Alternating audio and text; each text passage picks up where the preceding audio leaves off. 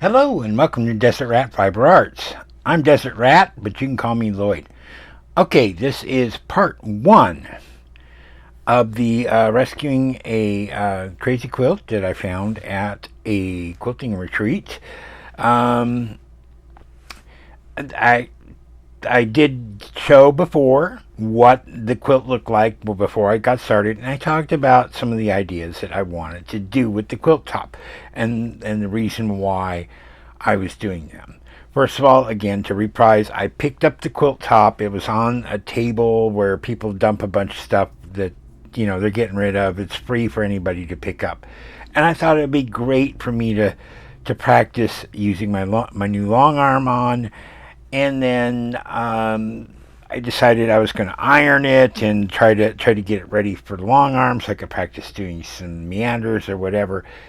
And I discovered all kinds of problems with the quilt top and probably why they got rid of it in the first place.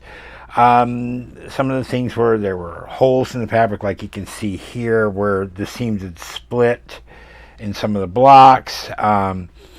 There were like lots of puckers in the fabric where, like it was kind of like this and they just kind of sewed over it and left those puckers in the fabric. They're not too bad. There's kind of a little bit of one here. It's not horrible. And then the sashing was just god awful ugly. I'm sorry. The only way I can describe it is baby diaper brown. They had this brown sashing that went around the outside of it with butter yellow or buttercup yellow cornerstones, and they weren't even. The blocks are not cut the same size. And it was just, it looked awful, and I'm like, I do want to get a usable quilt out of it, even if it's not something I did other than the quilting on it, and I couldn't. So my initial idea was to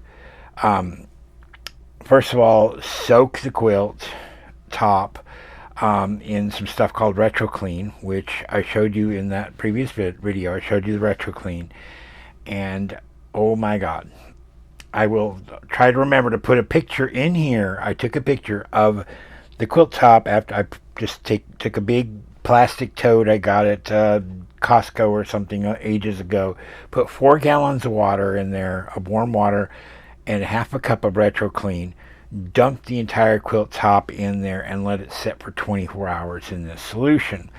And the water was just this murky brown.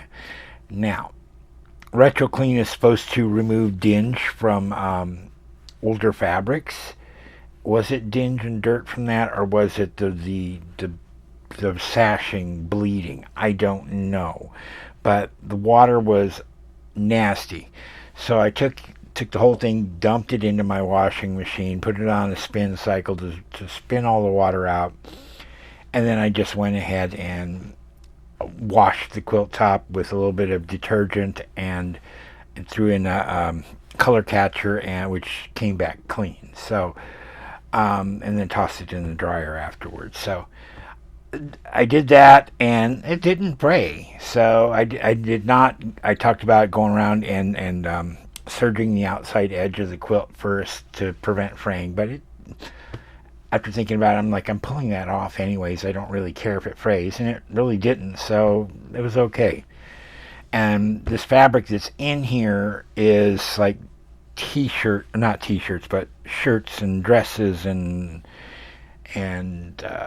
whatever this person had laying around the house, old sheets and stuff like that, and maybe scraps fabrics from other projects. So it's very different. Like you can see here that this has got a texture to it, and this just feels like regular cotton. This looks like it could have been an old bandana or something, and some of these fabrics are very 1960s, white with red polka dots. Who uses that anymore? This looks like something that was on my grandma's couch. So I'm going to go through these real quick just to kind of show you what I did. So I went through, used the seam ripper, and I pulled all the blocks out. And then just now I ironed them all flat to try to get an idea of, are they approximately the same size, and I'm going to go from there and figure out what I'm going to do. So these first 7 have some holes in them where, like in this case, this seam ripped here.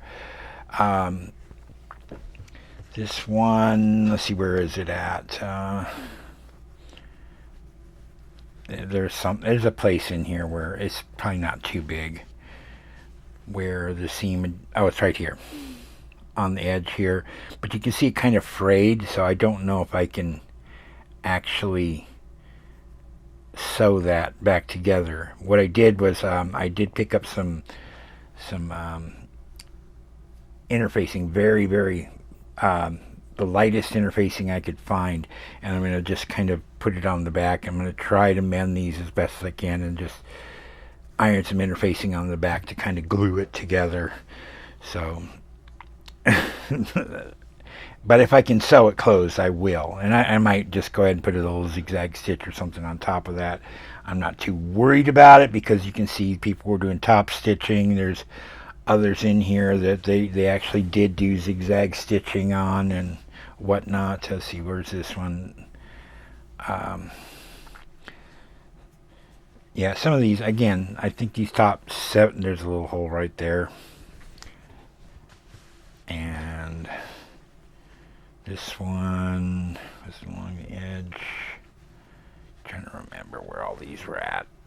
I'll find them again as I go through them and fix them. But you see, they did some interesting stuff. They almost did like some Dresden plates here, and then just a mishmash of whatever fabrics they had laying around. You're going to see lots of this very 60s, early 70s, maybe colorful. I don't know how else to describe it. Okay, yeah, well, that one you can see right there. Lots of that, and lots of oranges, and some interesting other fabrics that are in here. Yeah, see, there's more of that. Lots of that in here. It's probably an old drape or something. This one's got, you can see here where they didn't like sew it down very good, so the raw edge is coming up on it. And then this one, I think it's the same thing here with that. And there's a hole right there too that needs to be fixed. Just some of these. I'm just going to go through them real quick, and so that you can see all the blocks that were in there. I took them all apart. Took several hours to use a seam ripper on them because the seams were they had very tight stitching in the seams here, so maybe like a 1 or 1.5 on the machine is very tight, and they did a lot of back stitching too, so it just made it that much more difficult to pull apart. Okay, see here's where I'm talking about the pucker stuff. So let me just go through these real quick, let you see them all, and then we'll talk about what's the next steps are for this.